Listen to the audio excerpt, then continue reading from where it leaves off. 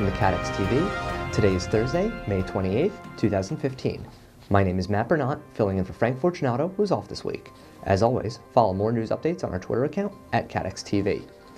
The United States Justice Department says 9 soccer officials are among 14 people indicted on corruption charges.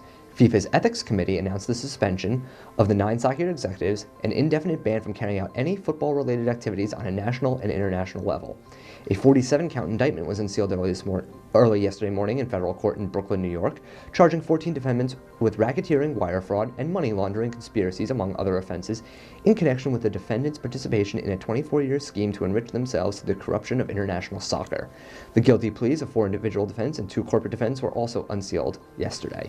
The defendants charged in the indictment include high-ranking officials in FIFA, the organization responsible for the regulation and promotion of soccer worldwide, as well as leading officials of other soccer governing bodies that operate under the FIFA umbrella. Jeffrey Webb and Jack Warner, the current and former presidents of CONCACAF, the Continental Confederation under FIFA, headquartered in the United States, are among the officials charged with racketeering and bribery offenses. The defendants also include U.S. and South American sports marketing executives who are alleged to have systematically paid and agreed to pay well over $150 million in bribes to obtain lucrative media and marketing rights for international soccer tournaments. Validus Reinsurance has won a second court victory in its attempts to have the taxation of a type of offshore reinsurance ended. The United States Court of Appeals, District of Columbia Circuit, decided May 26 to grant the company's request for a summary judgment dismissing the appeal of the IRS up to the court's initial ruling, which favored Validus.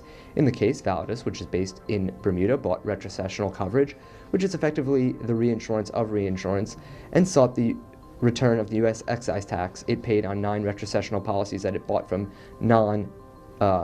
United States retrocessionaires. When the IRS failed to provide the refunds, Validus sued the agency. The original case was decided in February 2014.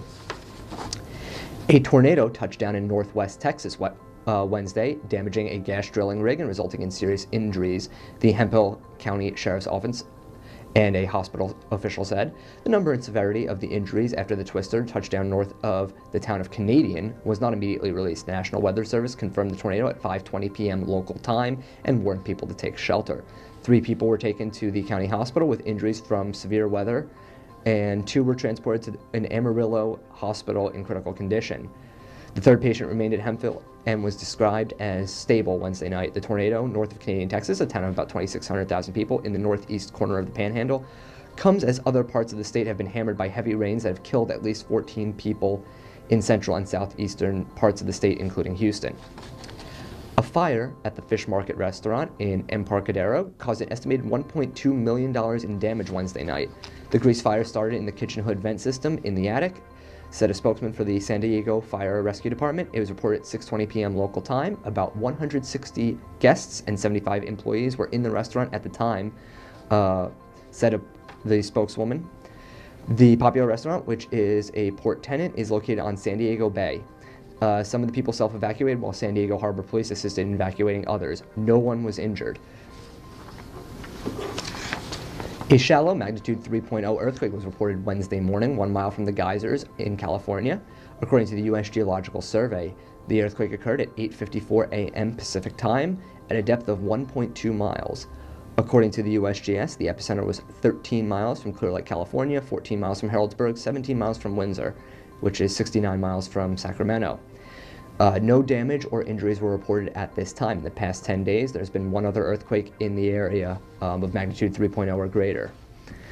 That's the news for today. Thank you for watching. If we have any important breaking news, we'll come back on and tell you. As always, follow our Twitter account at Catex TV for more information. Thank you, and have a nice day.